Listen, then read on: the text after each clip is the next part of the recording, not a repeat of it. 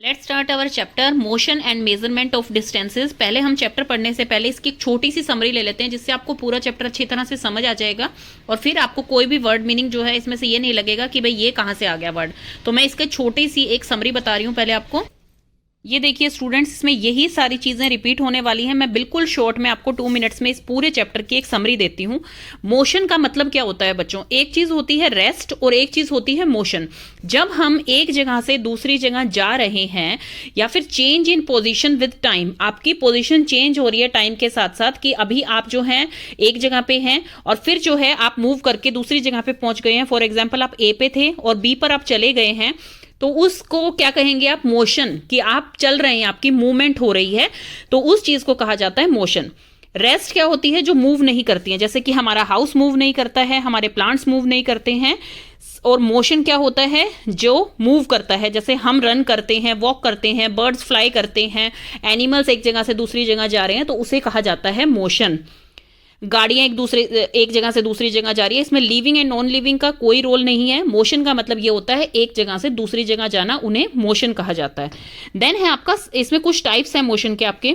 Circular motion कौन सा होता है? जो कि ऐसे सर्कल टाइप में घूमता है, मतलब जिसका सर्कुलर पाथ होता है। और उसका एग्जाम्पल है आपका फैन। आपका फैन कैसे चलता है? सर्कुलर पोजिशन में चलता है, तो उसे कहा जाएगा सर्कुलर मोशन। तो वो आपका एग्जाम्पल फैन है। देन सेकेंड आपका आता है पीरियोडिक। पीरियोडिक का मतलब होता है कि एक टाइम तक, एक पीरियड तक उसने एक चीज कंप्लीट करी, दोबारा रिपीट वो उसी चीज को करता रहेगा, मतलब पीरियोडिक है वो। Repeats after a regular time intervals. Regular time interval पर वो सेम चीज जो है रिपीट करता रहेगा। उसका एग्जाम्पल है क्लॉक। आपने नीचे पेंडुलम भी देखा होगा क्लॉक में। वो क्या करता है? इधर से उधर मूव करता है, back and fourth, back and fourth, यही इसी में चलता रहता है वो। तो जो अपने आप को एक टाइम पे रेगुलर इंटरवल्स पे सेम पोजीशन पे कर रहा है मूव, तो उसे कहा जाता है पीरियोडिक मूवमेंट। देन आपका है रेक्टिलिनियर। रेक्टिलिनियर का मतलब होता है स्ट्रेट लाइन। आपने देखा होगा जो सोल्जर्स होते हैं या आपके खुद के जो मॉर्निंग असेंबलीज होती हैं, आपको मार्च करवाया जाता है, तो आप बिल्कुल स्ट्रेट लाइन में चलते हैं, तो उसका एग्जाम्पल है आपका रेक्टिलिनियर। अब देखते हैं हम मोशन हम करते हैं, या तो हम वॉक करके करेंगे, या हम पैदल चलेंगे, या फिर हमें किसी ट्रांसपोर्ट की जरूरत पड़ेगी कि एक जगह से दूसरी जगह जाने के लिए, और उसे कहा जाता है ट्रांसपोर्टेशन। मोशन होना कोई भी या मूवमेंट, आपका जरूरी नहीं है कि मोशन के लिए आपको ट्रांसपोर्ट की जरूरत पड़े। आप पैदल भी जा सकते हैं, आप रन करके भी जा सकते हैं, बट जिस मूवमेंट के लिए आपको एक जगह से दूसरी जगह जाने के लिए ट्रांसपोर्ट की हेल्प लेनी हो, उसे कहते हैं ट्रांसपोर्टेशन। अब ट्रांसपोर्टेशन कितने टाइप की होती है आपकी? लैंड ट्रांसपोर्टेशन होती है, जैसे आपके ऑटो चलते हैं, कार चलती है, बाइसाइकिल है, ये बसेस हैं, ये सब क्या करती हैं? आपकी रोड पे चलती हैं, बाय रोड, तो ये लैंड ट्रांसपोर्ट है आपका। सेकंड आपका आता है एयर ट्रांसपोर्ट। एयर ट्रांसपोर्ट मतलब जो हवा में चलता है, उसे कहते हैं एरोप्लेन। आपका हेलीकॉप्टर, जितने भी स्पेस क्राफ्ट अभी जा रहे हैं वो क्या होते हैं? एयर में जाते हैं। वाटर आपका ट्रांसपोर्ट कौन सा है? Boat and ship. अभी हम इस चैप्टर में भी पढ़ने वाले हैं और हमने लास्ट चैप्टर्स में भी ये पढ़ा है कि फिश की बॉडी कैसी होती है? स्ट्रीमलाइन बॉडी होती है, सो दैट कि वाटर रेजिस्टेंस वहां रिड्यूस हो जाता है और वो इजीली मूव कर जाती है आगे। पानी का जो है वो रोकता नहीं है उसे। अगर यही चीज स्क्वायर शेप में होती तो ये क्या करती? पानी में इजीली मूव नहीं कर सकती थी, क्योंकि वहां पे वाटर रेजिस्टेंस बढ़ जाता। तो इसलिए बोट की शेप भी जो होती है वो आपकी स्ट्रीम लाइन होती है। आपने कभी भी देखा हो तो इस शेप की होती है आपकी बोट, ताकि वो इजीली वाटर के अंदर मूव कर सकें। नेक्स्ट आपका आता है मेजरमेंट। मेजरमेंट क्या होती है?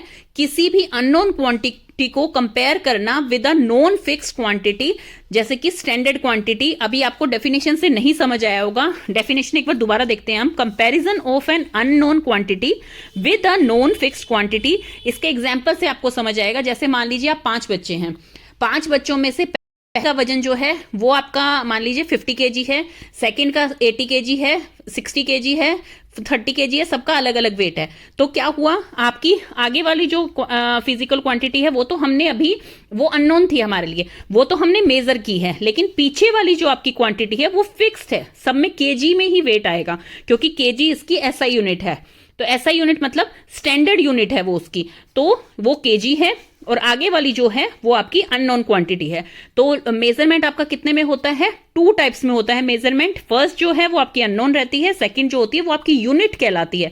यूनिट मतलब कि उसी जो चीज है उसी में ही आपका वो मेजरमेंट हो रहा है। फॉर एग्जाम्पल टाइम का मेजरमेंट हम कैसे करते हैं? सेकेंड्स में करते हैं। 60 सेकेंड 1 मिनट होते हैं, 60 मिनट्स 1 आवर होता है, 24 आवर्स 1 डे होता है। इसी टाइप से जो है 30 डेज 1 मंथ हो जाएगा, 365 डेज आपका 12 मंथ कह सकते हैं, 365 डेज कह सकते हैं, वो 1 ईयर हो जाएगा। इसी तरह से इनकी मेजरमेंट चलती रहती है। तो टाइम की ऐसा यूनिट है सेकंड, उसकी मेजरमेंट सेकंड में होती है। वेट की मेजरमेंट कैसे होती है? किलोग्राम में होती है। 1000 gram is equal to 1 kilogram, 1000 kilogram is equal to 1 metric ton. ऐसे ही लेंथ की मेजरमेंट मीटर में होती है हमेशा। आपको किसी टेबल को मेजर करना है या आपको छोटी चीज मेजर करनी है तो आपको सेंटीमीटर मिलता है। आपका जैसे है 10 मिलीमीटर जो है वो 1 सेंटीमीटर बनाता है, 100 सेंटीमीटर 1 मीटर बनाता है, 1000 metre is equal to 1 kilometre. अब आपकी लेंथ जो होती है वो मीटर में किस लिए मेजर होती है? मान लीजिए आपको किसी नोटबुक की लेंथ मेजर करनी है, आपको बेड की लेंथ मेजर करनी है, आपको डोर की लेंथ मेजर करनी है, टेबल की करनी है, तो मेजरमेंट जो है मीटर से स्टार्ट होता है। लेकिन अगर आपको किसी एक जगह से दूसरी जगह जाना है तो आप ऐसे तो नहीं बोलेंगे कि वो 3400 मीटर दूर है या फिर वो 10,000 मीटर दूर है। आप उसके लिए उसका कन्वर्जन कर देंगे किलोमीटर में, सो दैट कि वो आपके बोलने में भी अच्छा लगे और इजी भी हो आपके लिए। तो ये होती है आपकी एसआई यूनिट, एक होती है यूनिट और एक होती है आपकी क्वांटिटी। इन दो चीजों में आपकी लेंथ मेजर होती है। जो पहली आगे लगती है वो होती है क्वांटिटी और सेकंड जो होती है वो होती है यूनिट, जो सबके लिए फिक्स होती है। वो किसी ऐसे नहीं है कि किसी एक टेबल के लिए तो कोई और होगी, दूसरी टेबल के लिए कुछ और होगी, वो सबके लिए फिक्स होती है। जैसे आपका वेट जो है केजी में ही नापा जाता है। आप कभी डॉक्टर के पास जाते हैं तो आपका वेट मेजर होता है। ऐसा तो नहीं है हर पेशेंट के लिए जो है केजी में ना होकर किसी का ग्राम में होता है, किसी में होता है। तो सबका केजी में ही होगा, चाहे एक छोटा बच्चा है, चाहे एक बुजुर्ग है और चाहे आप जवान हैं, तो वो सबका वेट एक ही ऐसा यूनिट में, एक ही यूनिट में मेजर होगा, तो उसे कहा जाता है यूनिट। और जो कि आपकी ऐसा यूनिट है जो कि आपकी वेट की है, इसे हम ये देखिए, ये आपकी बुक में दे रखा है किलोग्राम मीट्रिक पर सेकेंड, इसे न्यूटन भी बोलते हैं। वैसे वेट आपका केजी में ही मेजर होता है। टाइम की ऐसा यूनिट है सेकेंड एंड लेंथ की ऐसा यूनिट है मीटर। तो ये आपके पूरे चैप्टर की समरी हो गई आपकी। Let's start your chapter. Chapter का नेम है motion and measurement of distances. There was a general discussion among the children in Paheli and Bojo's class about the places they had visited during the summer vacation. Someone had gone to their native village by train, bus, and finally a bullock cart. One student had traveled by an aeroplane. Another spent many days of his holidays going on fishing trips in his uncle's boat. अब यहाँ बच्चों क्या हो रहा है, यहाँ transportation का जिक्र हो रहा है सबसे पहले कि ये डिस्कस करा जा रहा है पहेली एंड बोझो की क्लास में कि उन्होंने समर वेकेशन को पे वो कहाँ गए थे, क्या कौन सी जगह विजिट की थी। कुछ बच्चे अपनी नानी हाउस जाते हैं, कुछ अपनी दादी हाउस जाते हैं, कुछ बाहर ट्रेवल करने जाते हैं, कुछ फॉरेन कंट्रीज में जाते हैं। तो सबका मोड ऑफ ट्रांसपोर्टेशन जो है अलग अलग होता है। जैसे कि वो खुद बता रहे हैं, कुछ बच्चे जो है वो ट्रेन से गए थे, कुछ बस से गए थे एंड कुछ बुलक कार्ट से गए थे। बुलक कार्ट जैसे कि विलेजेस में चलती थी बुलक कार्ट, जिसमें कि आगे जो है वो बुल होता है और पीछे कार्ट लगी होती है जिसमें आप बैठ के ट्रेवल करते हैं। जो कि आजकल कई फार्म हाउसेस भी बन गए हैं जो कि एंशियंट टाइम का लुक देते हैं आपको। वहां पे बुलक कार्ट, ट्रैक्टर राइड्स आपको मिलती हैं। एक स्टूडेंट जो है वो एरोप्लेन से गया था और एक स्टूडेंट ने अपने काफी सारे दिन जो है अंकल की बोट में फिशिंग करते हुए बिताए थे। तो वो क्या है, उसमें आपका वाटर ट्रांसपोर्ट आ गया है। तो टीचर अब पूछ रही है कि आपने वो आर्टिकल पढ़ा है न्यूज़पेपर का कि जिसमें स्मॉल व्हीकल जो है वो गया है मार्स की सॉइल पे, और वो कौन सा व्हीकल है, कैसे गया है वो वहां पर, वो मैं आपको दिखाती हूँ। हमने अपनी न्यूज में इसके बारे में बहुत सुना था, जो मार्स पे लैंड हुआ है और वो इस व्हीकल टाइप में चलता है कि भी उसमें व्हील्स भी हैं और कैमरे भी फिटेड हैं। ये जो व्हीकल अभी आपने देखा, ये स्मॉल व्हील, इसकी बहुत छोटी छोटी सी व्हील हैं जो कि मार्स की सॉइल पे चल पा रही हैं और वहां पर एक्सपेरिमेंट कंडक्ट कर पा रही है। मतलब जो फोटोज वगैरह लेनी होती हैं वो वहां पर ले पा रही है। और ये कैसे जाता है, ये व्हीकल यहां से भेजा जाता है एयर ट्रांसपोर्ट के थ्रू, मतलब स्पेस क्राफ्ट में भेजा जाता है। मीनवाइल पहेली जो है वो एंशियंट टाइम की इंडिया की स्टोरीज पढ़ रही है और जानना चाहती है कि पहले के लोग जिनके पास ये सुविधाएं नहीं होती थी, जब तक व्हील की डिस्कवरी नहीं हुई थी, तो वो कैसे एक जगह से दूसरी जगह पर जाने के लिए क्या चीज यूज करते थे, कैसे जाते थे। ठीक है, वो पैदल जा सकते थे, लेकिन कुछ जगहें इतनी दूर होती थी तो वो कैसे मूव करते थे, कैसे उनका मोशन होता था। Story of transport. अब हम ट्रांसपोर्ट की स्टोरी पढ़ने वाले हैं। तो पहले के टाइम में जब इतने साधन नहीं थे तो लोग कैसे मूव करते थे? Long time ago people didn't have any means of transport, they use to move only on foot and carry goods either on their back और यूजिंग एनिमल्स। जब उन्हें कोई चीज एक जगह से दूसरी जगह पहुंचानी होती थी तो या तो वो अपने ऊपर रखकर चलते थे या फिर वो एनिमल्स का यूज करते थे कि उनके ऊपर वो सामान रखकर एक जगह से दूसरी जगह जा रहे हैं। For transport along water routes boats were used from ancient time, ancient time से बोट्स यूज होती थी। To begin with boats were simple logs of wood in which a hollow cavity could be made. ये देखिए इस type की boat बनाई जाती थी कि जिसमें लॉग ऑफ वुड्स हैं ओनली, जिन्हें कि होलो कर लिया जाता था, खोखला कर लिया जाता था ताकि वो लाइट वेट रहें और एक जगह से दूसरी जगह पर कोई भी सामान या किसी को जाना है तो वो जा सके फ्रॉम वाटर वे। पहले जो बोट बनती थी वो कैसी बनती थी? सिंपल लॉग ऑफ वुड होता था उसमें और होलो कैविटी कर दी जाती थी उसके बीच में, वुड्स के बीच में, सो दैट कि वो लाइट वेट रहे और इजीली मूव कर पाए। Later people learn to put different pieces of wood and different shapes to the boat. These shapes imitated the shape of the animal living in water। जैसे कि हमने जो डिस्कशन की थी चैप्टर 8 एंड 9 में हम पहले पढ़ चुके हैं उसे, स्ट्रीमलाइन बॉडी होती है फिशेस की लाइक दिस, ताकि वाटर का रेजिस्टेंस जो है उससे रिड्यूस हो जाता है और इजीली वो मूव कर पाती है। तो यही चीज के कारण बोट्स की भी शेप इस टाइप की होने लग गई बाद में। आपने अभी भी जो बोट कभी बोटिंग करते हुए, कभी नैनीताल में आपने बोटिंग करी हो या किसी भी जगह पे आपने बोटिंग करी है तो आपने देखा होगा कि जो शेप होती है बोट की वो इस टाइप से होती है, स्ट्रीमलाइन होती है ताकि वो इजीली मूव कर पाए वाटर के अंदर।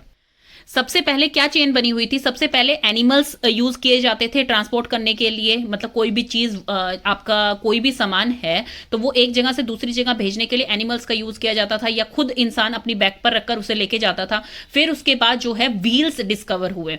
व्हील्स जब डिस्कवर हुए तो उसने मोड ऑफ ट्रांसपोर्ट को बिल्कुल चेंज कर दिया। ये एक बहुत बड़ा इन्वेंशन था कि व्हील आ गए थे। व्हील से बहुत चीजें इंप्रूव हुई। पहले व्हील से सीधा कार नहीं बन गई थी, पहले व्हील से क्या है, उन्होंने जब व्हील को देखा तो उससे क्या बनी, बुलक कार्ट बनी कि भाई एक अगर एनिमल के ऊपर बैठकर कोई जा रहा है, मान लीजिए हॉर्स है या बफेलो है, आप उसके ऊपर बैठ के जा रहे हैं तो 2 ही पर्सन एक टाइम में बैठ पाते थे। लेकिन जब उन व्हील्स को एक कार्ट से जोड़ दिया गया और आगे वो एनिमल ही चलाता था तो उसे कहा जाता है कि बुलक कार्ट बन गई वो, तो उससे, या हॉर्स कार्ट बन गया, तो उससे एक जगह से दूसरी जगह जाना थोड़ा ईजी हो गया। The design of the wheel was improved over thousands of years. Animals were used to pull vehicles that moved on wheels, जो मैंने अभी आपको बताया. Until the beginning of the 19th century, people still dependent on animal power to transport them from place to place. देखिए 19th century की starting में people dependent थे कि एनिमल्स को ही एक जगह से दूसरी जगह जाने के लिए यूज करना है, चाहे वो कार्ट में जुड़ के जा रही हैं, चाहे आपको कोई सा भी एनिमल आप यूज कर रहे हैं, तो उसमें आप एनिमल्स पे भी डिपेंडेंट थे जब व्हील्स की इन्वेंशन हो चुकी थी। The invention of steam engine introduce a new source of power. फिर उसके बाद स्टीम इंजन का जब इन्वेंशन हुआ तो वो एक न्यू सोर्स हो गया, एक न्यू ट्रांसपोर्ट आपके में ऐड हो गया। अब स्टीम का मतलब क्या होता है? इसका सबसे अच्छा एग्जाम्पल है जब आप कुकर में कोई चीज बनाते हैं, जैसे आप दाल वगैरह उबालते हैं, उसमें जब उसमें बहुत ज्यादा स्टीम बन जाती है और दाल उसके अंदर उबलने लग जाती है और स्टीम बन गई है पूरे कुकर के अंदर, क्योंकि वो एयर टाइट बंद होता है। आपने देखा होगा उसके ऊपर रिंग लाइक स्ट्रक्चर होता है ब्लैक कलर का, तो वो जो है जब बंद हो जाता है अच्छी तरह से तो उसकी जो स्टीम है वो किससे निकलती है? बाय देयर सीटी की हेल्प से वो बाहर निकल जाती है। जैसे कि आप ये स्टीम बाहर देख रहे हैं, अगर वो स्टीम उसकी बाहर नहीं निकलेगी तो कुकर फट जाते हैं, आपने बहुत केसेस सुने होंगे। तो स्टीम बाहर निकलनी उतनी ही जरूरी होती है। तो वैसा ही एक स्टीम इंजन बनाया गया, इस टाइप से होता है स्टीम इंजन। ये आप ऊपर से देख रहे हैं, उसकी स्टीम निकल रही है और ये मूव कर रही है। तो ये स्टीम इंजन आने से मोड ऑफ ट्रांसपोर्टेशन जो है और ज्यादा डेवलप हो गया। तो railroads were made for steam engine driven carriages and wagons. तो वो उसके बाद जो है एक जगह से दूसरी जगह सामान ले जाने लगे और रेल रोड्स बनने लगे, जिन्हें हम ट्रैक कहते हैं, वो बनने स्टार्ट हो गए ताकि ये जो है उस पर चल पाए। Later some automobiles, motorised boats and ship were used as means of transport on water. Auto का मतलब क्या होता है? अपने आप। ऑटो मतलब अपने आप, मोबाइल मतलब चलने वाली, जो चीज चलती है, मूव करती है, उसे मोबाइल कहा जाता है। ऑटो का मतलब होता है सेल्फ, अपने आप। तो मतलब पहले क्या था, इसमें सब में जो है हमें किसी ना किसी की जरूरत पड़ती थी चलाने के लिए, जैसे एनिमल पे हम डिपेंडेंट थे। तो फिर उसके बाद क्या हुआ, ऑटोमोबाइल की तरफ जैसे ही हम मूव हुए तो हमारी मोटराइज बोट आ गई। मोटराइज बोट आ गई मतलब वो मोटर से चलती थी, उसका एक इंजन होता था खुद का। मोटराइज शिप आ गई है आपकी, तो वो मीन्स ऑफ ट्रांसपोर्ट जो है वाटर का और ज्यादा डेवलप हो गया। अर्ली 1900 में, मतलब 19th सेंचुरी में, so the development of aeroplanes, aeroplane की डेवलपमेंट स्टार्ट हुई। There were later improve to carry passengers and good, फिर उसके बाद वो पैसेंजर्स को, और गुड्स मतलब होता है जो आपका सामान होता है, जैसे मालगाड़ी होती है उसमें सामान जाता है, गुड्स जाते हैं from one place to another, तो वही गुड है ये अच्छे वाला गुड नहीं, ये गुड मतलब आपका सामान जो होता है। तो पैसेंजर्स को और आपके सामान को जो है एक जगह से दूसरी जगह पहुंचाती थी। Electric trains, monorails, supersonic aeroplanes and space craft are some of the 20th century contribution. उसके बाद 20th सेंचुरी में क्या चीज नई हुई, जैसे इलेक्ट्रिक ट्रेन है आपकी, इलेक्ट्रिक ट्रेन आ गई, जैसे मेट्रो रेल बोल सकते हैं आप। मोनोरेल होती हैं वो मेट्रो से छोटी होती हैं। सुपरसोनिक होती हैं जो कि बहुत स्पीड में चलती हैं, बहुत ही स्पीड में चलती हैं एरोप्लेन्स, उन्हें सुपरसोनिक बोला जाता है। एंड स्पेस क्राफ्ट आ गए आपके 20th सेंचुरी में।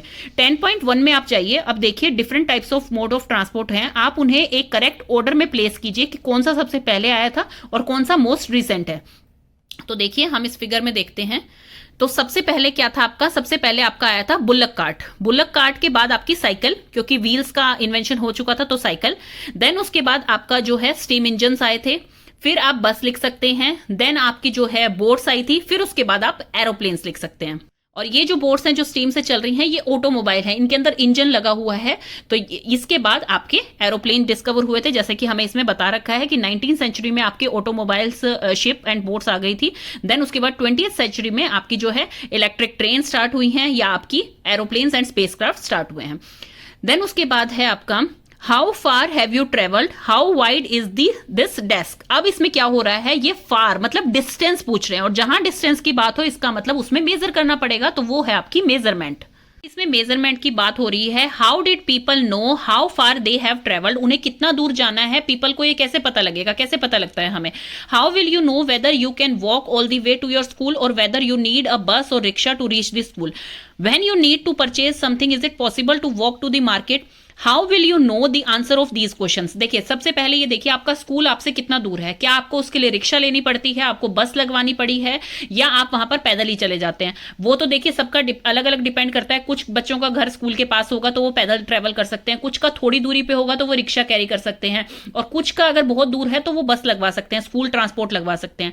तो ये आपको कैसे पता लगेगा, मेजरमेंट करके पता लगेगा कि क्या वो आपके 500 मीटर पे है, क्या 1 किलोमीटर पे है, क्या आपका 10 किलोमीटर पे है। तो वो चीज आपकी हमेशा डिस्टेंस मेजर करके ही पता लगेगी कि कोई चीज आपसे कितना फार है और उसके लिए आपको कौन सा ट्रांसपोर्ट लेना पड़ेगा। Is it often important to know how far a place is so that we can have an idea how we are going to reach that place? हमें ताकि ये पता लग जाए हम उस प्लेस पे कैसे जाते हैं। अब मान लीजिए आप किसी स्टूडेंट से पूछते हैं आप नानी हाउस कैसे जाएंगे, या आप दादी हाउस कैसे जाते हैं, या आपको कहीं फॉरेन में जाना है तो आप कैसे जाएंगे, तो उसके आंसर क्या होंगे, दादी हाउस, नानी हाउस हम बाय कार या बाय बस जा रहे हैं। फॉरेन अगर हमें जाना है तो हमें डेफिनेटली एरोप्लेन लेना पड़ेगा। तो ये चीज होती है कि सबके मोड ऑफ ट्रांसपोर्ट डिपेंड करते हैं कि उनकी डिस्टेंस कितना है एक जगह से दूसरी जगह पे।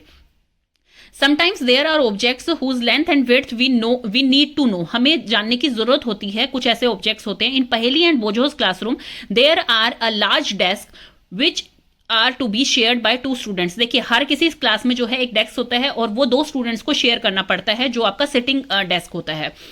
पहेली एंड बोझो शेयर 1 डेस्क, वो एक डेस्क को शेयर करते हैं, but frequently and up fighting that other is using a larger share of desk.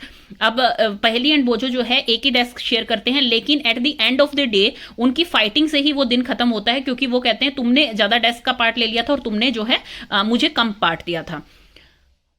On the teachers suggestion, teachers की सजेशन पे उन्होंने क्या किया, they decide to measure the length of the desk, make a mark exactly in the middle of it and draw a line to separate the 2 halves of the desk. अब उन्होंने क्या उसका solution निकाला कि हम डेस्क को जो है मेजर कर लेंगे और उसको हाफ पार्ट्स में डिवाइड कर लेंगे, ताकि आधा पार्ट जो है बोझो को मिले और आधा पार्ट जो है वो पहेली को मिले। Both of them are fond of playing gilli danda with their friends. Boojho bought a set of gilli and danda with him. अब उन्होंने क्या किया, वो गिल्ली डंडा खेलते थे, जैसे कि पहले के बच्चे बहुत ज्यादा खेलते थे ये आउटडोर प्ले। तो वो क्या किया उन्होंने सोचा कि हम एक गिल्ली डंडा जो है वो ले आते हैं और हम डेस्क को मेजर करके उसके बीच में जो है लाइन लगा लेंगे, जैसे कि आपको 10.2 में दिखाई दे रहा है। तो बोझो जो है जिसके पास एक गिल्ली डंडा का पेयर था वो लेके आ गया और फिर उसने जो है अपने गिल्ली डंडा से जैसे ही उसे इक्वली नापा, the desk seems to be having a length equal to 2 danda's length and 2 gilli length. जैसे कि आप देख रहे हैं दो डंडे की लेंथ आ गई है, दो गिल्ली की लेंथ आ गई, बिल्कुल एग्जैक्ट जो है उनकी मेजरमेंट हो गई है। और उन्होंने बीच में जो है व्हाइट लाइन लगा ली है कि हाफ हिस्सा जो है बोझो लेगा और हाफ हिस्सा जो है वो पहेली को मिलेगा। लेकिन क्या हुआ, आफ्टर सम टाइम वो लाइन जो है वो फेड होने लगी, वाइप्ड आउट हो गई। Bojo now have a new set of gilli danda as he lost his old one. उसके पास जो है नया सेट ऑफ गिल्ली डंडा था, पुराने वाला उसका खो गया था। Here is how the length of the desk seems to measure, जैसे कि गिल्ली और डंडा आप इसमें देख पाएंगे अब ये कैसे मेजर कर रहा है। नाउ अब क्या करें, वो जब उनका पुराने वाला गिल्ली डंडा था उससे उनकी परफेक्ट मेजरमेंट हो गई। जैसे ही बोझो जो है अपना न्यू सेट ऑफ गिल्ली डंडा लेके आया तो उसमें क्या हुआ कि 2 डंडा की लेंथ पूरी है, 1 गिल्ली की लेंथ पूरी है, लेकिन उसके बाद भी कुछ उनका लेफ्ट ओवर रह रहा है, मतलब कि कुछ जगह उनकी बच गई है। ये देखिए, एक तरफ पूरे डंडे आ गए हैं, एक तरफ जो है गिल्ली जो है 1 गिल्ली पूरी आ गई है, दूसरी गिल्ली नहीं आ रही है, वो ओवरलैप कर रही है। और अगर दूसरी गिल्ली को नहीं लगाते हैं तो 1 गिल्ली से भी वो पूरा स्पेस नहीं भरा है, उसमें थोड़ी सी जगह बच गई है। तो मतलब परफेक्ट मेजरमेंट नहीं हुई है, परफेक्ट हाफ वो नहीं कर पाए हैं इससे। 1 गिल्ली length with a small length left out, this is less than 1 गिल्ली लेंथ, वो 1 गिल्ली लेंथ से कम है, इसलिए वो उसको रख नहीं पा रहे हैं, वो ओवरलैप कर रही है। नाउ व्हाट, अब क्या करें? What would you suggest Paheli and Boojho do to measure the length of the whole desk? अब वो क्या करें मेजर करने के लिए होल डेस्क को? क्या वो क्रिकेट की विकेट्स और बेल्स ले आए उसकी लेंथ मेजर करने के लिए? बट नहीं, उससे भी यही सेम प्रॉब्लम आएगी, क्योंकि अभी उसकी लेंथ क्या होगी, फिर उसके बाद जो न्यू पेयर लेके आएंगे तो उनकी लेंथ एग्जैक्ट सेम नहीं होती। One thing they could do is to take a small length of string and mark 2 points on it, this will be a string length. वो स्ट्रिंग लेंथ से कर सकते हैं, मतलब एक जो धागा होता है, थ्रेड होता है, उसकी लेंथ से वो इसे मेजर कर सकते हैं। They can measure the width of the desk in string length, अब वो स्ट्रिंग लेंथ से उसे मेजर कर सकते हैं। How can they measure the string length less than the length of a string? अगर उसकी लेंथ जो है स्ट्रिंग लेंथ से कम हुई तो वो क्या करेंगे, तो उसे हाफ कर सकते हैं, मतलब 1/2। उसको जो है एक और हाफ देंगे तो 1/4 बन जाएगा, उसको एक बार और हाफ करेंगे तो वो 1/8 बन जाएगा। जैसे देखिए बच्चों, मान लीजिए ये एक स्ट्रिंग है, इसको मैंने फोल्ड कर दिया इक्वल हाफ्स में, तो ये 1/2 हो गई। इसको एक बार और फोल्ड दे दिया तो ये 1/4 हो जाएगी, और अगर इसे एक बार और फोल्ड कर दिया तो ये 1/8 हो जाएगी। ये होती है इसकी measurement.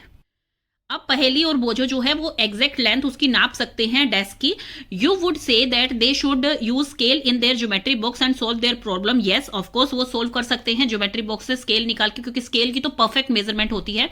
बोझो has been reading about the way people use to measure distances before such standard scales were made and he was trying to follow different methods of measuring। उसने क्या है डिफरेंट टाइप्स जो पढ़ रखे थे कि भाई स्टैंडर्ड यूनिट आने से पहले, कि भाई स्केल में तो एक परफेक्ट जो है सेंटीमीटर का या मीट्रिक स्केल होता है, उसके आने से पहले लोग कैसे लेंथ को मेजर करते थे, विड्थ को मेजर करते थे। तो बोझो जो है वो एक्सपेरिमेंट्स पहले करना चाहता है। तो ये है आपकी स्ट्रिंग से मेजरमेंट, जैसे कि स्ट्रिंग से बच्चा कर रहा है कि एक थ्रेड से वो उसको नाप रहा है और इक्वल हाफ में जो है उसे बांट रहा है। After that there are so many occasions where we come across a need to measure length and distances. The tailor needs to measure the length of a cloth to know if it is enough to stitch a kurta. A carpenter needs to measure the length and width of a cupboard to know। अब देखिए Taylor को जो है किसी भी fabric की जो है उसकी लेंथ मेजर करनी पड़ती है कि भाई वो जो उसके कस्टमर है उसके साइज का कुर्ता बन पाएगा या नहीं। एक कारपेंटर होता है, उसको एक अलमीरा बनाने के लिए उसकी पहले लेंथ मेजर करनी पड़ती है कि भाई वो आपके रूम में फिट होगी कि नहीं। और फार्मर को भी जो है अपनी लैंड का जो है एरिया पता होना चाहिए कि उसको कितने में सीड जो है उगानी है और कितनी क्रॉप उसे चाहिए। तो इस सब चीजों में क्या चीज लगती है, मेजरमेंट लगती है। Suppose you are asked how tall you are, आपसे कोई पूछे कि आप कितने लंबे हैं, तो आपको क्या करना पड़ेगा, आपकी लेंथ मेजर करनी पड़ेगी कि आप कितनी हाइट है आपकी। तो वो आप कैसे करेंगे, आपकी हील से, मतलब हील होती है आपकी एडी से लेकर आप टॉप ऑफ योर हेड, अपने हेड के टॉप तक आप जाकर अपनी हाइट को मेजर करेंगे। How long is this broom, वो झाड़ू कितनी लंबी है। How wide is this desk, वो ये डेस्क कितना चौड़ा है। How far is it from Delhi to Lucknow, Lucknow से दिल्ली कितनी दूर है। How from far away moon from earth, earth से मून कितनी दूर है। इन सब क्वेश्चंस जो हैं बहुत कॉमन है, और इन सब का कैसे हम आंसर पता लगा सकते हैं, उनके बीच का डिस्टेंस निकाल के। द 2 प्लेसेस में बी क्लोज एनफ, वो बहुत पास भी हो सकते हैं, और 2 प्लेसेस जो है बहुत दूर भी हो सकते हैं। जैसे आपने मैथ पे देखा होगा, मैप में एक जगह जो होता है जम्मू है सबसे ऊपर और कन्याकुमारी सबसे अलग, तो वो बिल्कुल बहुत ज्यादा दूर हो गए हैं। तो कई प्लेसेस आपके बहुत पास भी हो सकते हैं और कई प्लेसेस आपके बहुत दूर भी हो सकते हैं। let us do a few measurement to see what exactly we need to do when we measure distances और length। हमें distance और length measure करने के लिए क्या करना चाहिए, अब हम exactly वो चीज देखते हैं। some measurements, इसमें activity 1 आ गई आपकी। ग्रुप में ये activity करनी है। आपको क्या करना है, using your foot as a unit of length, अपने foot को as a unit of length मानना है आपको। measure the length and breadth of the classroom, classroom का length और breadth आपको measure करना है। is it possible that while measuring these you may find some part remains to be measured as it is smaller than your foot? Use a string to measure the length of a part of your foot as you did before. Record the observation. अब क्या करना है आपको कि कुछ part ऐसे होंगे जहां पे आपका फुट पूरा नहीं आ पा रहा है, वहां पे आप स्ट्रिंग से नाप लेंगे उतना हिस्सा, क्योंकि कई बार क्या करते हैं हम फुट से नाप रहे होते हैं तो कुछ पार्ट्स बच जाता है, तो वो होता है आपका फुट से नापना। अभी मैं दिखाती हूँ आपको पिक्चर में कि फुट से हम मेजरमेंट कैसे करते हैं। ये है कुछ एंशिएंट तरीके, जैसे कि फर्स्ट है हैंड स्पैन, जिसमें आपके थंब की टिप से लेकर आपकी स्मॉल फिंगर की टिप तक जो है मेजरमेंट होती है, वो होता है हैंड स्पैन, जब उसे आप पूरा वाइड कर लेते हैं। आपका फुट स्पैन क्या होता है, जो आपके हील से लेकर आपके टोज तक का होता है, दैट इज फुट स्पैन, कि आप वो जो है फुट वाइज उसे नापते जाएंगे कितने फुट स्पैन हुए हैं आपके। क्यूबिट क्या होता है, जो आपकी एल्बो से लेकर आपके फिंगर टिप तक की मेजरमेंट होती है, उसे कहा जाता है क्यूबिट। इसमें जो है measuring length and breadth of classroom, name of student लिखना है आपको, लेंथ ऑफ द क्लासरूम लिखनी है, विड्थ ऑफ द क्लासरूम लिखनी है। ऐसा तो नहीं है कि हर स्टूडेंट का फुट एक ही साइज का होगा और वो मेजरमेंट बिल्कुल एग्जैक्ट निकालेंगे कि भाई हमारे जो है 10 फुट आए हैं या फिर हमारे 20 फुट आए हैं, किसी का पैर लंबा होगा किसी का पैर छोटा होगा, तो उसमें जो है अलग अलग स्टूडेंट्स की अलग अलग मेजरमेंट आएगी। देन एक्टिविटी सेकंड में आप कैसे देख रहे हैं कि वो अपने हैंड स्पैन से उसे नाप रहे हैं। हैंड स्पैन का मतलब होता है इस तरह से, मतलब आपके थंब और आपके जो लिटिल फिंगर होती है उसकी टॉप तक जो आपकी लेंथ आती है उसे कहते हैं वो हैंड स्पैन, 1 हैंड स्पैन है। तो इस तरह से आप उसे मेजर कर सकते हैं इस एक्टिविटी पे। ये भी एक ग्रुप एक्टिविटी है। इसमें क्या करना है, बच्चों को अपने हैंड स्पैन से जो है विड्थ जो है टेबल की उसको मेजर करना है। Here to you may find your need string length equal to your hand span. यहां पर आप देखेंगे कि आपने जो स्ट्रिंग लेंथ की थी equal to your hand span, यहां पर आप देखेंगे कि आपने वो स्ट्रिंग जो नहीं ली थी, जो एक थ्रेड लाइक थी कि जिसमें से हमने उसका हाफ हिस्सा कर लिया था, उसका 1/4 किया था, उसका 1/8 किया था, तो उस तरह से आप देखेंगे क्या इन दोनों की मेजरमेंट इक्वल आ रही है। आपने सारी ऑब्जर्वेशन जो है वो रिकॉर्ड करनी है टेबल में। We see that the measurement means the comparison of unknown quantity with some known quantity. जो मैंने आपको स्टार्टिंग में मेजरमेंट की डेफिनेशन बताई थी ये वही है। और इसमें नोन क्वांटिटी क्या होती है, जो फिक्स्ड होती है आपकी, वो होती है आपकी यूनिट। यूनिट बच्चों वही होती है जो पीछे सबके लिए कॉमन होती है। अब इसमें जब आप मेजर करेंगे, measuring width of a table, who measured the width of the table, यहां नेम आ जाएगा स्टूडेंट का, और नंबर ऑफ हैंड स्पैन, किसी के 5 आएंगे, किसी के 4 आएंगे, किसी के 4.5 आएंगे, तो ये जो है सबके इक्वल नहीं आएंगे। तो ये यूनिट क्या होती है बच्चों, जैसे कि इसमें फॉर एग्जांपल दे रखा है कि एक इसमें 2 पार्ट में मेजरमेंट होती है। फर्स्ट पार्ट तो आपका नंबर होता है जो सबके लिए डिफरेंट होगा। सेकंड जो चीज होती है, जो नेक्स्ट चीज होती है, वो सबके लिए कॉमन होती है। फॉर एग्जांपल अगर हमें वेट नापना है तो हम बोलेंगे 10 kg, 20 kg, 30 kg, तो इसमें नंबर्स तो चेंज हो रहे हैं लेकिन जो पीछे की यूनिट है वो सबकी केजी ही है। जैसे अभी इन 2 एग्जांपल्स में हम देखें बच्चों, तो इसमें एक तो हैंड स्पैन है जिससे आपने मेजर किया है, दूसरा आपका क्या था, फुट लेंथ था जिससे कि आपने मेजर किया है। तो इसमें अगर किसी के 5 फुट लेंथ आते हैं तो 5 जो है वो नंबर है जो सबका चेंज होगा, और फुट लेंथ जो है पीछे वो उसकी यूनिट हो गई है, क्योंकि पहले जो मेजर होते थे वो मीटर में, किलोमीटर में ऐसे मेजर नहीं होते थे, वो फुट लेंथ में मेजर होते थे या हैंड स्पैन में मेजर होते थे या क्यूबिट में मेजर होते थे। तो वो उनकी यूनिट होती थी कि किस चीज में वो मेजर हो रहे हैं। तो अब ये कह रहे हैं कि जब आप एक्टिविटी को देखेंगे कि एक्टिविटी आपकी 10.1 और 10.2 जब आप देखते हैं तो क्या आपको सब में उनकी लेंथ, विड्थ और इसमें जो है नंबर ऑफ हैंड स्पैन, क्या उनके सबके सेम आए हैं? नहीं, वो कभी भी सेम नहीं आएंगे। क्योंकि सेम किस लिए नहीं आ रहे? Are all the measurement for the room using everybody's foot equal? No. Are anybody's measurement by hand span of the width table equal? No. Perhaps the result could be different as the length of the hand span, क्योंकि हर बच्चे का hand span मतलब हाथ जो है किसी का छोटा होगा किसी का बड़ा होगा, तो उसमें डिफरेंस आपका आएगा ही आएगा। तो इसलिए सिमिलरली लेंथ ऑफ फुट, आपका फुट भी जो है किसी स्टूडेंट का बड़ा है किसी का छोटा है, तो उसमें भी आपका डिफरेंस आएगा। Therefore when you tell your measurement using hand span and length of a foot as unit to other, they will not be able understand how big the actual length is।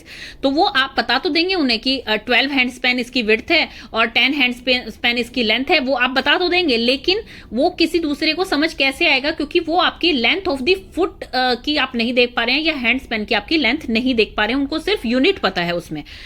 तो इसलिए इसके लिए जो है measurement, standard measurement की जरूरत होती है कि आप जो है पर्सन टू पर्सन वो वेरी ना करें, इसलिए स्टैंडर्डाइज्ड आपकी चीजें बनाई गई हैं, जैसे कि आपका स्केल होता है।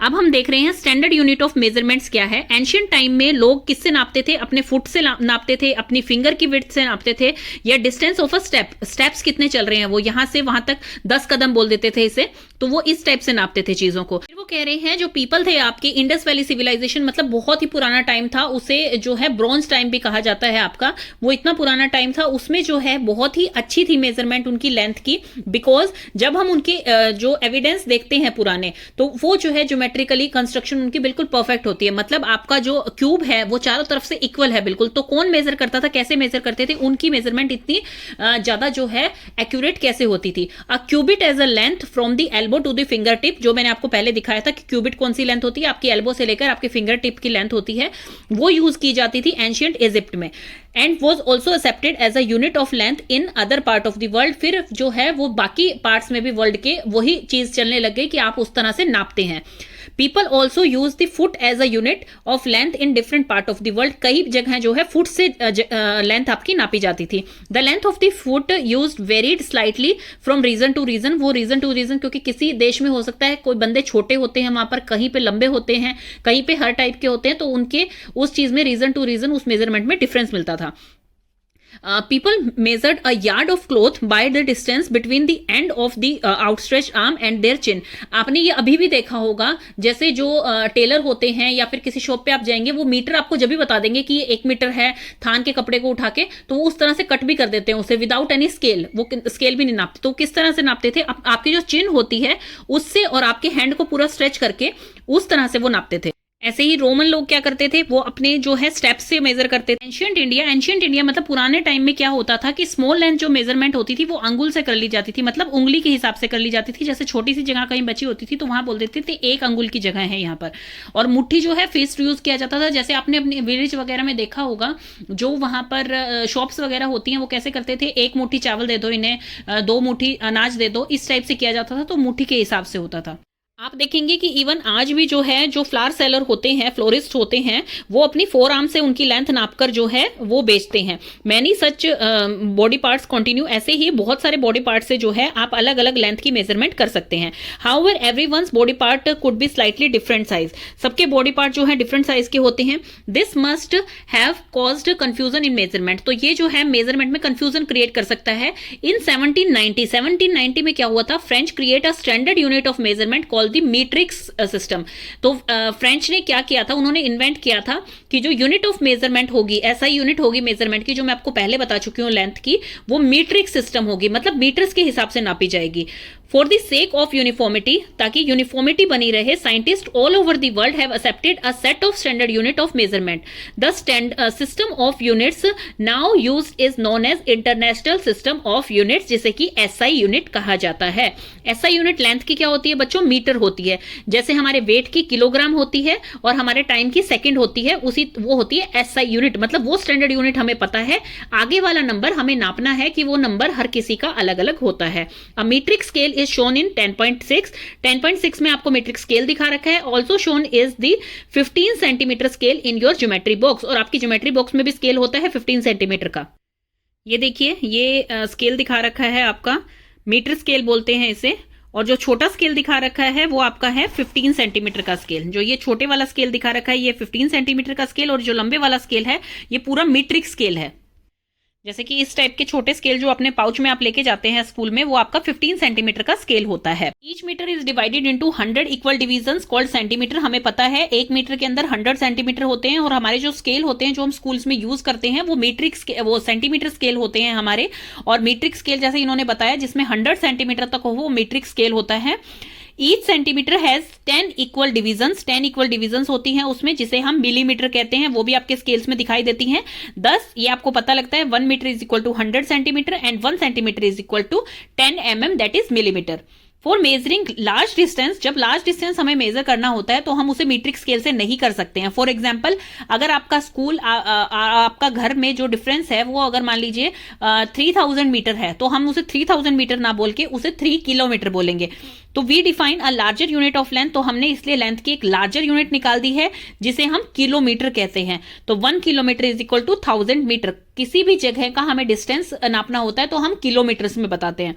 Now we can repeat all the measurement activity using a standard scale and measure in SI unit. Before we do that, we do need to know the correct way of measuring length and distances. अब हम क्या करेंगे, हम सारी की सारी जो हमने पीछे गिल्ली डंडे से नापी है, या हमने स्ट्रिंग से नापी है, या हमने फुट स्पैन से नापी है, क्यूबिट से नापी है, या फिर हमारे हैंड स्पैन से नापी है, तो वो सब जो है हम दोबारा से मेजर करेंगे अपनी SI यूनिट में, मतलब अपने स्केल से एक्यूरेट मेजरमेंट के लिए। उससे पहले हम क्या करेंगे कि हमें कैसे करेक्ट मेजरमेंट करनी होती है, पहले हम वो देख लेते हैं। Correct measurement of length. In our daily life we use various type of measuring devices, हम बहुत सारे मेजरिंग डिवाइसेस यूज करते हैं। We use a metre scale for measuring length, a tailor uses a tape, whereas a cloth merchant uses a metre rod. देखिए बच्चों, आपने इंची tape देखा होगा, आपने जो है अपना स्केल भी देखा हुआ है, ये होती है मीटर रोड, जो कि आपकी वहां पे यूज होती है जहां पे कपड़े का व्यापार होता है, और कपड़े जो है इसके मेजरमेंट से जो है काट के दिए जाते हैं। किसी ऑब्जेक्ट की अगर लेंथ हमने मेजर करनी है, you must choose a suitable device. You can't measure the girth of a tree और size of your chest using a metre scale. अब देखिए, आप हर चीज मीटर स्केल से नहीं नाप सकते हैं। मीटर स्केल से आप वही चीजें नाप सकते हैं जो स्ट्रेट हो, बिल्कुल सीधी लाइन में चल रही हो। लेकिन अगर आपको सर्कुलर नापना है, अपना जैसे आपको वेस्ट का साइज देना है, या किसी ट्री की जो है ट्रंक का थिकनेस देखना है आपको कितना है, तो वो आप किस चीज से मेजर कर सकते हैं, वो आप कर सकते हैं इंची टेप से मेजर। तो इसलिए आपको सुटेबल डिवाइस देखना है कि आपको क्या चीज मेजर करनी है। Measuring tape is more suitable for this. For small measurements use such as the length of a pencil, or ये you can use your geometry box scale. In taking measurement of a length, we need to take care of the following. Place the scale in contact with the object along with its length. ये देखिए, मैं अब आपको इससे ही बता देती हूँ। आपको जो है उसकी लेंथ वाइज बिल्कुल सीधा रखना है वो स्केल, जैसे कि आपको 10.7 में दिखाई दे रहा है। आपको वो टिल्ट नहीं करना है, जैसे ये टिल्ट करा है ये रॉन्ग है, आपको इसमें मेजरमेंट सही नहीं आएगी। आप इसे सीधा रखेंगे बिल्कुल, तभी आपकी मेजरमेंट सही आएगी। सेकंड, वो कह रहे हैं कि जब आपका स्केल मान लीजिए एक एंड से टूटा हुआ है, तो आप उसको कैसे मेजर करेंगे। आपको कभी भी जो है इस तरह से नहीं रखना है वो स्केल, जैसे आपने फर्स्ट इमेज में रखा हुआ है, यहां पर कुछ हिस्सा आगे छूट गया है, तो आपका ये इनकरेक्ट पोस्चर है। और आप जो है अगर अपने स्केल को इस तरह से रखेंगे तो आपको ये पता होगा कि आगे से 0 से 1 वाला हिस्सा टूटा हुआ है, तो मैं अगर 1 से भी लेना स्टार्ट करूंगा तो मैं उस हिसाब से इसकी कैलकुलेशन कर सकता हूं। तो बिल्कुल इसे स्ट्रेट रखें। अगर आपका ब्रोकन हिस्सा है तो आप उससे थोड़ा सा आगे करके रखें, तो ये आपका करेक्ट पोस्चर है। इसमें आप कैसे करेंगे, इसमें आप उसकी रीडिंग को सब्ट्रैक्ट कर देंगे, जो आगे वाली रीडिंग आपने एक्स्ट्रा इसमें छोड़ी हुई है, तो आप उसको जितना, मान लीजिए आपके में इसमें 15 आया है और आपने 1 तक आगे छोड़ रखा था, तो 15 - 1 करेंगे आप, तो 14 सेंटीमीटर इसकी जो है लेंथ आ जाएगी। तीसरा ये बता रहे हैं, अभी तक इन्होंने बताया कि स्केल को कैसे रखना है अगर किसी चीज की लेंथ या विड्थ नापनी है। दूसरा, अगर आपका स्केल टूटा हुआ है तो उसमें आपको एक हिस्सा आगे की तरफ छोड़ देना है, 1.1 सेंटीमीटर आगे निकाल देना है, सो दैट कि आपको उसकी मेजरमेंट अच्छी तरह से पता लगे। टोटल क्वांटिटी से आप उसको माइनस कर देंगे जितना आपने आगे छोड़ा है। थर्ड है कि आपकी आईज की कौन सा पोजिशन होनी चाहिए कि आपको मेजरमेंट एग्जैक्ट दिखाई दे। Correct position of eye is also important for taking measurement. Your eyes must be exactly in the front of the point where the measurement is to be taken. जैसे कि आपको इसमें दिखाई दे रहा है, इसमें सबसे ज्यादा करेक्ट कौन देख रहा है मेजरमेंट को स्केल से, वो बी पार्ट देख रहा है। अगर आप ए से देखेंगे तो आपको आगे वाला हिस्सा दिखाई देगा, अगर आप बी से देखेंगे तो आपको पिछला हिस्सा दिखाई देगा। मतलब अगर इसकी रीडिंग 8 आ रही है, तो अगर आप ए वाली जगह से देखते हैं तो आपको वो 8.2, 8.5 ऐसे दिखाई देगा। अगर आप सी वाली जगह से देखते हैं तो आपको 7.9 या 7.8, 7.5 इस तरह से दिखाई देगा। एग्जैक्ट किसे दिखाई देगा, अगर आप बिल्कुल फ्रंट में हैं उस चीज के, तो आपका इसमें पोस्चर जो है बी वाला बिल्कुल करेक्ट है। अब थर्ड एक एक्टिविटी इनको बताई है आपको कि आपको क्या करना है, अपने क्लासमेट्स की हाइट मेजर करनी है। तो आप इसमें कैसे करेंगे, आप दो तरीके से करेंगे। एक तो मीट्रिक स्केल से करेंगे आप, दूसरा आप अपने हैंड स्पैन से करेंगे। तो आपको करना कैसे है, आपको पहले जो उनकी हील है और हाइट जो पूरे हेड के ऊपर का टॉप है उस पर आप निशान लगा देंगे, ऊपर निशान लगा के छोड़ देंगे। देन आप हैंड स्पैन से हर बच्चा जो है उसको नापेगा और दूसरा जो है मीट्रिक स्केल से नापेगा। तो अब आप क्या देखेंगे, जब आप ये टेबल को फिल करेंगे, measurement of height, who measured the height, मतलब यहाँ पे स्टूडेंट्स का नेम आएगा कि किस किसने मेजर करी है। हाइट इन हैंड स्पैन में वो डिफरेंट आएगी, बिल्कुल, क्योंकि हाथ में डिफरेंस होता है सबके, लेकिन हाइट इन सेंटीमीटर जो है वो सबकी सेम आएगी अगर उन्होंने एग्जैक्ट जो है रीडिंग नोट की है मीट्रिक स्केल से। जैसे कि इसमें कहा है, look at the results in column 3 where the measurement are done using a standard scale, the result may be close to each other now but are they exactly equal, if not why do you think there is a difference, after all everybody is using this same scale and not different hand spans. This could be due to the small error in taking observations. In higher classes we will learn about the importance of knowing and handling such errors in measurement. अब वो कह रहे हैं अगर third में भी आपकी थोड़ी सी डिफरेंस आती है, जैसे कुछ सेंटीमीटर्स की अगर डिफरेंस आ रही है, तो इसका मतलब आपकी मेजरमेंट जो है वो ठीक नहीं हुई है। उनको मेजर करने के लिए हम बड़ी क्लासेस में भी सीखेंगे। नेक्स्ट है आपका measuring the length of a curved line. अब कर्व्ड लाइन को कैसे मेजर कर सकते हैं हम, जो कर्व्ड लाइन है इसमें ये कह रहे हैं आपने जैसे कर्व्ड लाइन बना रखी है, एक ए एक डॉट पे है, दूसरा बी दूसरे डॉट पे है, तो आपको क्या करना है, आपको ए और बी की लेंथ मेजर करनी है। आप क्या करेंगे, put a note on the thread near one of its and. अब उस फर्स्ट एंड पे जहां पे ए स्टार्ट हो रहा है वहां पर एक नोट लगा देंगे, गांठ लगा देंगे जहां से वो स्टार्ट हो रहा है। Now place a small portion of thread along the line. अब लाइन से आप लाते जाएंगे उसको, और जहां पे वो कर्व हो रहा है वहां पे दोनों हैंड से आप उसको स्ट्रेच कर लेंगे ताकि वो बिल्कुल भी उसमें माइन्यूट सा भी डिफरेंस ना आए। देन उसके बाद आप उसे होल्ड करेंगे और फिर उस थ्रेड को थोड़ा सा आगे की तरफ ले जाएंगे ताकि दूसरे एंड तक वो पहुंच जाए। Hold the thread at this end point with one hand. Using the other hand, stretch a little more portion of the thread along the curved line. जैसे कि ये दिखा रखा है, यहां से आपको इसको पकड़ना है, फिर दूसरे हैंड से इसको स्ट्रेच करते हुए जाना है। On repeating this process till other end B of the curved line is reached. Make a mark on the thread. Thread पे वो मार्क कर लीजिए आप कि कितना, वो पहले पे आपने नोट लगा लिया जो ए वाला पोर्शन है, दूसरा बी वाले पोर्शन को आप उसे मार्क कर लीजिए किसी भी चीज से, किसी कलर से या किसी भी चीज से आप उसे मार्क कर लीजिए where it touches the end B, जहां पे वो बी को टच कर रहा है। Now stretch the thread along a metre scale. अब मीटर स्केल पे आकर उसे नाप लीजिए और मेजरमेंट जो है आपको पता लग जाएगी। Measure the length between the knot in the beginning and final mark on the thread, this gives the length of curve line A और बी। और जब आप उसको देखेंगे, जैसे कि आपने फर्स्ट जो पार्ट है आपका वहां पर आपने गांठ लगा ली, दूसरे पार्ट पे आपने कोई इंक या कुछ चीज लगा ली, फिर जब आप मीट्रिक स्केल से उसे सीधा करके देखेंगे तो आपको ए और बी की पूरी लेंथ पता लग जाएगी। क्योंकि हमें कर्व के साथ ही नापना था उसे, सीधा नहीं कि ए और बी की हमें डायरेक्ट लेंथ देखनी है, फिर तो हम स्केल रख के ही देख लेते, बट हमें उसे कर्व के साथ लेंथ उसकी मेजर करनी थी। This gives the length of the curved line A and B. We see that we need a lot of care to ensure that we are measuring distances and length correctly, and we need some standard unit and devices with which we measure these distances and can convey our results to other. और फिर हम अपने result दूसरों को बता सकते हैं। Moving things around us. अब हमारे आसपास जो मूव कर रही है, मोशन हो रहा है, वो देखते हैं हम। एक्टिविटी 5 में है आपका think of some objects you have seen recently. आपने कुछ कुछ जो ऑब्जेक्ट्स देखे हैं आप उन्हें सोचिए, और अब इसमें हमें देखना है कि मोशंस किस किस चीज में होते हैं। स्कूल बैग है, स्कूल बैग जहां रखा है वहीं पे रखा हुआ है आपका, तो वो रेस्ट पोजीशन है। मॉस्किटो उड़ रहा है, वो मूवेबल है। और टेबल जब तक आपके सामने है वो रेस्ट पोजीशन में है। पीपल सिटिंग ऑन डेस्क, जो डेस्क पे बैठे हैं वो अभी रेस्ट पोजीशन में है। पीपल मूविंग अबाउट, जो चल फिर रहे हैं आपके पास, तो फिर वो मूवेबल पोजीशन में, मतलब एक जगह से दूसरी जगह पर जा रहे हैं। May be a butterfly, dog, cow, your hand, a small baby, a fish in water, a house, factory. अब इसमें से बटरफ्लाई, डॉग, काउ, आपका हैंड और एक बेबी, फिश इन वाटर, ये सब मूवेबल है। और एक हाउस जो है वो रेस्ट पोजीशन में, फैक्ट्री जो है वो रेस्ट पोजीशन में, स्टोन अगर नीचे ही रखा हुआ है तो रेस्ट पोजीशन में। आपके हॉर्स, बॉल, बैट बॉल अगर आप खेल रहे हैं तो वो मूवेबल है, अगर रखे हुए हैं तो वो रेस्ट पोजीशन में। ऐसे ही एक मूविंग ट्रेन जो है वो क्या है आपकी, मूवेबल है, मतलब चल रही है। एक स्विंग मशीन है वो रखी हुई है अगर रेस्ट पोजीशन में है।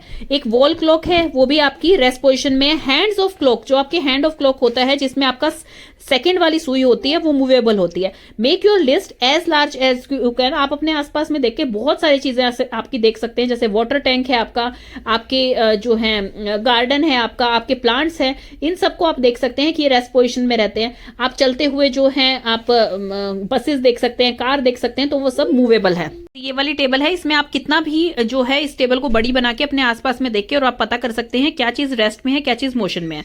अब ये कह रहे हैं आपको पता कैसे लगेगा कि कोई भी ऑब्जेक्ट मोशन में है या रेस्ट में है। जब आप देखेंगे कि कोई ऑब्जेक्ट थोड़े टाइम के बाद अपनी जगह पर नहीं है तो इसका मतलब वो मोशन में है, कि वन प्लेस से दूसरे प्लेस पर पहुंच गया है विद टाइम, मतलब टाइम से उसकी मूवमेंट हो रही है। जैसे कि बर्ड को आप देखते हैं, पहले वो एक जगह बैठा था, लेकिन कुछ टाइम बाद वो वहां से चला गया है। टेबल जो है उसी प्लेस पे रहेगी, आपको सुबह आपकी टेबल्स आपको वहीं मिलेंगी। On the basis you may have decided weather an object is at rest और इन मोशन। अब हम देखते हैं एक्टिविटी 6, जिसमें हम देखेंगे spread a large sheet of white paper on the ground. Ground पे एक शीट बिछा दीजिए और उस पर थोड़ी सी शुगर रख दीजिए। ants are likely to be attracted to the sugar and you will find many ants crawling on the sheet of the paper soon. For any one ant, try and make a small mark using a pencil near to its position when it just crawled on the sheet of the paper. आप क्या करेंगे, एक जो है pencil की help से उसको mark कर देंगे, ताकि एक आंट आने से पहले, क्योंकि वो लाइन बना के चलती हैं आपको पता है, तो आप एक आंट आने से पहले उस पे जो है मार्क कर देंगे पेंसिल से नियर इट्स पोजीशन, उसकी पोजीशन के पास। फिर आप क्या करेंगे, जब वो आंट वहां से चलना स्टार्ट करेगी तो with in fraction of second आप थोड़ा छोटा छोटा मार्क करते जाएंगे वहां पर। फिर आपने एक मार्क कर दिया, कुछ सेकंड बाद आपने दूसरा मार्क कर दिया, कुछ सेकंड बाद आपने दूसरा कर दिया, फिर उसके बाद दूसरा कर दिया। तो ऐसे आप धीरे धीरे उस पर मार्क करते जाएंगे। फिर उसके बाद आप जो है उस पेपर को टिल्ट करके उस पे से एंट भी उतार देंगे और उस पे से शुगर भी गिरा देंगे, और फिर उन जो लाइन्स आपने फ्रैक्शन ऑफ सेकेंड्स में वहां पर डॉट लगाए थे उन सबको कनेक्ट कर देंगे। जैसे यहाँ पे लिखा हुआ है, after some time shake the paper free of sugar and the ends, connect the different points you have marked with arrows to show the direction in which the ant was moving. Each point you have marked shows where the ant moved to in interval of a few seconds. सब आप देखेंगे कि आपका इस तरह का कुछ बन जाएगा कि ants जो है few seconds में ट्रेवल कर रही थी, कहां से कहां जा रही थी, तो इसे ही कहते हैं motion. Motion seems to be some kind of a change in the position of an object with time, isn't it? In activity 5th, where did you place objects like a clock, a sewing machine or an electric fan in your grouping of objects? देखिए clock जो होती है वो दीवार पे ही टंगी रहती है, तो इसलिए वो उसमें मोशन नहीं होता है। स्विंग मशीन जो है उसको अगर वो रखी रहे तो उसमें मोशन नहीं होता है। इलेक्ट्रिक फैन, उसमें मोशन नहीं होता है। लेकिन जो क्लॉक चलती है तो उसके अंदर सेकंड की सुई घूमती है, तो उसमें मोशन है, वो टाइम के साथ चेंज कर रही है। ऐसे ही आपका इलेक्ट्रिक फैन है, उसमें भी मोशन है, अगर हम उसे चला देते हैं तो वो सर्कुलर मोशन में घूमता है। ऐसे ही आपकी सुइंग मशीन में जो निडल होती है, जो कपड़े सीलती है हमारी, वो भी आपकी मोशन में घूमती है अगर हम मशीन से काम कर रहे हैं तो आप इस तरह से करेंगे। Are these object moving from one place to another? क्या ये एक जगह से दूसरी जगह जा रहे हैं? No. Do you notice movement in any of their part? क्या आप उनके पार्ट्स में मूवमेंट देखते हैं? Yes. The blades of the fan, fan के ब्लेड्स जो है घूमते हैं। Hand of the clock, clock के हैंड्स घूमते हैं। How are they moving? Is there movement similar to that of the train? क्या वो ट्रेन से जो है मैच करती है? नो। इनकी भी अलग अलग टाइप की मूवमेंट्स होती हैं, वो हम देखने वाले हैं अभी, जैसे मैंने आपको स्टार्टिंग में बताया था। टाइप्स ऑफ मोशंस कौन कौन से होते हैं? You may have observe the motion of a vehicle on a straight road. जब एक स्ट्रेट रोड पर व्हीकल जा रहा है, जैसे मार्च करते हैं सोल्जर्स आपकी, जैसे आपके स्कूल में परेड होती है, या फिर आपकी कार रेसिंग जो है 100 मीटर कार रेसिंग होती है, वो बिल्कुल स्ट्रेट जाती है, उसे आप कौन सा मूवमेंट बोलेंगे? उसे बोलेंगे हम रेक्टिलिनियर। रेक्टिलिनियर मोशंस होते हैं वो जिसमें कि बिल्कुल स्ट्रेट लाइन में जा रहे होते हैं। जैसे कि ये कार जा रही है ए, एंड सेकेंड ये सोल्जर आपका मार्च कर रहे हैं। ये कुछ एग्जाम्पल है रेक्टिलिनियर के। 3 टाइप के मोशंस होते हैं। एक होता है आपका सर्कुलर मोशन, एक होता है आपका रेक्टिलिनियर मोशन, और तीसरा होता है आपका पीरियोडिक मोशन। तो अभी हमने पढ़ा है रेक्टिलिनियर मोशन, मतलब स्ट्रेट लाइन में मूव करना। In all these example, we see that the object move along a straight line. This motion is called as rectilinear motion. अब एक्टिविटी 7 करते हैं। हम एक स्टोन बांध देते हैं एक अपनी रस्सी पे, एक किसी थ्रेड पे सॉरी, और हम उसे चारों तरफ घुमाते हैं। तो वो कौन सा मोशन होगा? वो चारों तरफ घूमेगा। वो कौन सा मोशन है? वो मोशन है आपका सर्कुलर पाथ। क्योंकि जब आप एक स्टोन को एक किसी भी धागे से बांधते हैं और अपने सिर के ऊपर करके उसे चारों तरफ घुमाएंगे, तो उसकी जो लेंथ रहेगी वो बिल्कुल इक्वल रहेगी, और इक्वल वो चारों तरफ जो है सर्कुलर मोशन में घूमेगा। In this motion the distance of the stone from your hand remains the same. आपके हैंड से उसका जो मोशन है वो बिल्कुल सेम रहेगा, चाहे वो नॉर्थ साइड में है, ईस्ट साइड में, वेस्ट साइड में है, या आपका साउथ में है। तो this type of motion is called circular motion. ये सर्कुलर मोशन कहलाता है। एक तो ये जैसे देखिए बैल इसको घुमा रहा है तो आपके बैल से पानी गिर रहा है, ये सर्कुलर मोशन है। आपका ये जो है ये घड़ियों में होता है मान लीजिए, तो ये सर्कुलर मोशन है। फैन जो चल रहा है, this is also circular motion. The motion of a point marked on the blade of an electric fan, electric fan में कैसे चलता है, और हैंड ऑफ अ क्लॉक कैसे चलती है आपकी, वो सर्कुलर मोशन में चलती है। द इलेक्ट्रिक फैन और the clock by themselves are not moving from one place to another. ये एक जगह से दूसरी जगह नहीं जा रहा है, ना फैन जा रहा है ना घड़ी जा रही है, लेकिन उनकी जो चलती है उसके अंदर की जो चीज, जब हम उन्हें स्विच ऑन कर देते हैं, यूज कर रहे हैं उन्हें, तब उनके अंदर जो मोशन हो रहा है वो सर्कुलर मोशन हो रहा है। but the blades of the fan rotate and so do the hands of a clock. If we mark a point anywhere on the blades of a fan or the hand of a clock, the distance of this point from the center of the fan और the clock will remain the same as they rotate. तो वो उनका distance जो है वो same रहेगा जब वो रोटेट करते हैं. In some cases an object repeat its motion after some time. कुछ में ऐसा होता है कि वो अपना मोशन रिपीट करते हैं. फॉर एग्जाम्पल, सबसे अच्छा एग्जाम्पल इसका पेंडुलम है कि वो बैक एंड फोर्थ ऐसे ऐसे घूमता रहता है सिर्फ एक ही डायरेक्शन में. तो उसे बोला जाता है पीरियोडिक. जिस टाइप के मोशन में ऑब्जेक्ट रिपीट करता है अपने मोशन को, उसे बोला जाता है periodic motion. Take the stone tied with a string that you used in activity 6. Activity 6 में तो हमने उसे अपने सिर के ऊपर रोटेट किया था, घुमाया था, गोल गोल घुमाया था. Now hold this string in your hand and let this stone hang from it. और स्टोन उससे बांध दो और फिर देखो वो कैसे जाता है. तो वो क्या करेगा आपका, बिल्कुल घड़ी की तरह इधर से उधर जाएगा. अब जैसे आप स्विंग लेते हैं, जैसे पहेली स्विंग ले रही है, बोझों से स्विंग दे रहा है, तो वो क्या मूवमेंट होती है आपकी, वो पीरियोडिक मोशन होता है. मतलब आगे और पीछे, आगे और पीछे. ऐसे ही गिटार की जो स्ट्रिंग होती हैं, जब आप उन्हें बजाते हैं तो वो कैसे मोशन होता है उसका, पीरियोडिक. ऐसे ही आपकी बेल है, ऐसे ही आपका तबला है. तो ये सब चीजें जो होती है, motion of a pendulum. A branch of a tree moving to and fro जाता है. Motion of a child on a swing पे भी ऐसे ही जाता है. String of guitar and surface of drum being played are all the examples of periodic motion. अब बोझो कुछ सोच रहा है. Boojho is not sure why we say that the distance of a stone from your hand is same when it will it around. Can you help him understand this. Remember the stone is held with string. बिल्कुल, जब string से बंधा हुआ कोई भी stone है, आपका stone कोई भी स्ट्रिंग से बंधा हुआ है, मान लीजिए पेंडुलम है, नीचे पेंडुलम को आप मान लीजिए कि वो आपका स्टोन है और ऊपर जो इसकी जो आपका स्टिक टाइप पे है वो इसका जो है आपका स्ट्रिंग है. तो नीचे स्टोन को स्ट्रिंग से बांधेंगे तो वो जो है उसकी लेंथ हर जगह से जब हम देखेंगे तो इक्वल ही रहती है. तो डिस्टेंस उसका सेम रहेगा जब हम उसे सेम उसमें बांधेंगे. तो देन है आपका an object or a part of its repeat its motion after a fixed interval of time. fixed interval of time के बाद वो वैसे ही मोशन रिपीट करता रहता है तो उसे पीरियोडिक कहा जाता है. Did you observe a sewing machine. Sewing machine जो आपने देखी थी वो हमने रेस्ट बोला था, उसे मूवेबल नहीं बोला था, मोशन नहीं बोला था. लेकिन जो उसकी नीडल होती है, जो कपड़े सीलती है, वो क्या करती है, up and down up and down up and down. This is also periodic movement. Periodic में ऐसा नहीं होता कि सिर्फ आगे और पीछे ही जाए. पीरियोडिक का मतलब होता है कि वो अपनी सेम पोजिशन को बार बार रिपीट कर रहा है, उसे पीरियोडिक कहते हैं. Have you observe closely the motion of a ball on the ground. अब बॉल है, एक बॉल से बच्चे बैट बॉल भी खेल रहे हैं, फुटबॉल भी खेल रहे हैं, तो वो कैसा मोशन करती है, वो आपका कर सकती है. आपका वो मोशन रोटेटिंग भी हो सकता है, मीन सर्कुलर मोशन भी हो सकता है. वो स्ट्रेट लेके जा रहे हैं तो फिर वो आपका रेक्टिलिनियर मोशन भी हो सकता है. Thus the ball undergoes a rectilinear motion as well as rotational motion. Can you think of the other example where the objects undergo combination of different types of motion. We did many measurements activity and discussed some kind of motion. We saw that the motion is change in position of the object of an object with time. अब हम इसकी थोड़ी सी revision कर लेते हैं. Motion क्या होता है, जब हम अपनी पोजीशन को चेंज करते हैं टाइम के साथ, उसे कहते हैं मोशन. जब एक ऑब्जेक्ट एक जगह से दूसरी जगह चला जाता है टाइम के साथ, जैसे हम चल रहे हैं और चल के हम एक ए से बी तक पहुंच गए हैं, तो उसे कहा जाता है मोशन. मेजरमेंट क्या होती है, जब उस ए एंड बी का बीच का डिस्टेंस नापा जाता है, उसे कहते हैं measurement. The change in this position can be determined through distance measurement. This allow us to know how fast or slow a motion is. कितना फास्ट है मोशन या कितना स्लो है, जब हम उसका बीच का डिस्टेंस पता करेंगे टाइम के साथ कि कितने टाइम में वो कितना चला है या कितना मूव हुआ है. The movement of a snail on a ground, the butterfly flitting from flower to flower, a river flowing along on clear rounded pebbles, an aeroplane flying high in the air making jet trails, moon going around the earth, blood flowing inside the body, there is a motion everywhere around us. हमारे चारों तरफ जो होता है motion होता है. अब आपको अब सेकंड थिंग है मेजरमेंट. मेजरमेंट क्या होती है, जो कि आप उसको किसी के डिस्टेंस को मेजर करते हो, उसे कहा जाता है मेजरमेंट. कि आपसे कितना फार है और कितना पास है, उसे कहा जाता है मेजरमेंट. मेजरमेंट की ऐसा यूनिट है मीटर, और आपकी वेट की ऐसा यूनिट है किलोग्राम, आपकी टाइम की ऐसा यूनिट है सेकेंड. इन सब चीजों को हम मेजर कर सकते हैं.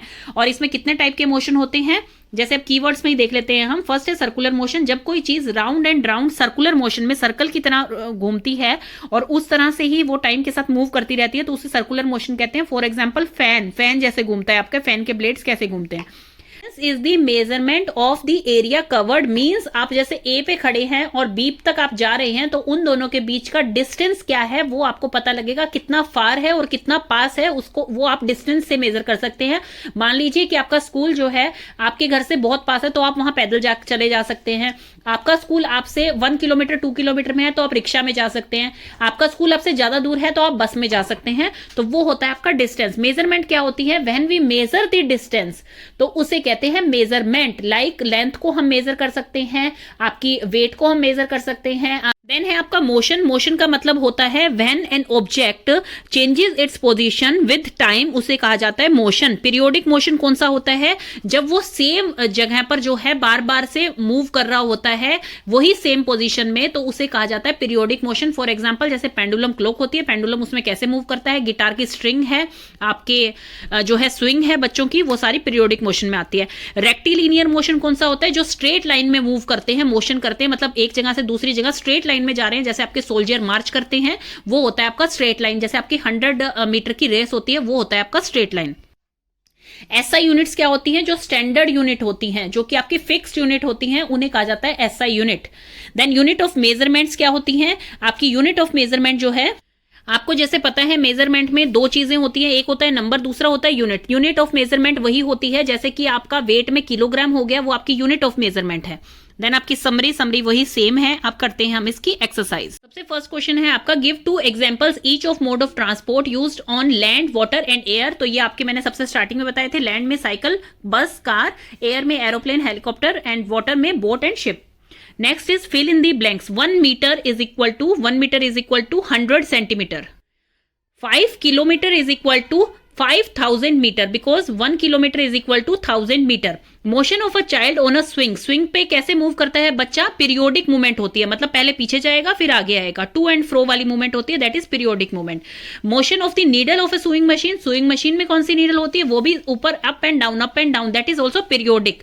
Motion of a wheel of a bicycle is, wheel कैसे घूमते हैं? सर्कुलर मोशन में घूमते हैं। Next is why can a pace or a footstep not be used as a standard unit of length? Because it's differ from person to person. हर किसी के footstep किसी के छोटे हैं किसी के बड़े हैं, तो इसमें हम लेंथ को मेजर नहीं कर सकते हैं। Arrange the following length in their increasing magnitude. Increasing order में इसे जचाना है। सबसे पहले सबसे छोटा आएगा, that is 1 millimetre, after that 1 centimetre, then 1 metre and after that 1 kilometre. Height of a person is 1.65 metre, express it into the centimetre and mm। सबसे पहले जो है वो मीटर में कितनी है आपकी? 1.65, तो उसको सेंटीमीटर में कन्वर्ट करने के लिए उसे 100 से मल्टीप्लाई कर देंगे तो 165 सेंटीमीटर बन गई, मतलब 165 सेंटीमीटर। देन 165 सेंटीमीटर को जब हमें mm में कन्वर्ट करना है तो हम उसे 10 से मल्टीप्लाई कर देंगे, तो 1650 mm आपका इसका आंसर है। आफ्टर दैट अगला है, the distance between Radha's home and her school is इतना, express this distance into kilometre. अब राधा का और उसके स्कूल का डिफरेंस जो है राधा के घर का और उसके स्कूल का डिफरेंस है 3250 मीटर। तो अब हम इसे किलोमीटर में कैसे कन्वर्ट करेंगे? इसको 1000 से डिवाइड करके, तो 3.25 किलोमीटर इसका आंसर आ जाएगा। While measuring the length of a knitting needle, the reading of scale at one end is 3 centimeter and other end is 33.1 centimeter. What is the length of the needle? देखिए अब एक बात समझिए, needle की एक तरफ जो है स्केल की रीडिंग थी 3 सेंटीमीटर, दूसरी साइड जब हमने स्केल देखा तो 33.1 सेंटीमीटर है। माइट भी स्केल आगे से टूटा हुआ हो सकता है या उस बच्चे ने रीडिंग जो है वो 3 से ही स्टार्ट किया। तो अब हम इसकी एग्जैक्ट लेंथ कैसे निकालेंगे? 33.1 सेंटीमीटर को 3 से माइनस कर देंगे तो इसकी एग्जैक्ट लेंथ आ जाएगी जो कि है आपकी 30.1 centimetre. Write the similarities and difference between the motion of a cycle and a ceiling fan that has been switched on। तो इसमें सिमिलैरिटीज तो ये हैं, both show periodic movement, जो कि periodic movement both show circular movement show करते हैं ये, क्योंकि ये सर्कल पहिए भी गोल घूमते हैं और आपका फैन भी गोल घूमता है। इनमें डिफरेंस क्या है कि मोशन ऑफ अ बाइसाइकिल जो है वो आपकी रेक्टिलिनियर मोशन भी आपका शो करती है जब वो स्ट्रेट लाइन में चलती है, लेकिन फैन वो शो नहीं करता है, तो ये इनका डिफरेंस है। Why could you not use an elastic measuring tape to measure distances? What would be the sum of the problems you would meet in telling someone about a distance you measured with an elastic tape? देखिए elastic tape जो होती है, elastic जहां नाम आ गया, वैसे measuring tape सारी इलास्टिक नहीं होती हैं। अगर वहां इलास्टिक नाम आ गया तो that means they are stretchable. अगर हम स्ट्रेचेबल मेजरिंग टेप से किसी भी लेंथ को मेजर करते हैं तो इसका मतलब हमने कुछ ना कुछ वहां स्ट्रेच किया है ताकि हम उसकी लेंथ को पूरी मेजर कर लें। तो हम इसकी में प्रॉब्लम क्या आती है, दूसरे को बताने में उसकी लेंथ जो हमने मेजर की है, ये प्रॉब्लम आती है कि हम एग्जैक्टली बता नहीं पाते हमने कितना इसे स्ट्रेच किया था इसकी लेंथ को मेजर करने के लिए। तो इसलिए हम इलास्टिक मेजरिंग टेप से एग्जैक्ट जो है मेजर नहीं कर सकते हैं distance. Give two example of periodic motion. Periodic motion के आपके एग्जाम्पल क्या है? स्ट्रिंग ऑफ गिटार, गिटार का string, pendulum of clock, clock का पेंडुलम, स्विंग जो करते हैं बच्चे इन द पार्क, वो आपका ये एग्जाम्पल है। कोई भी आप दो लिख सकते हैं। That's it for the chapter. If you have any confusion please ask me in comment section.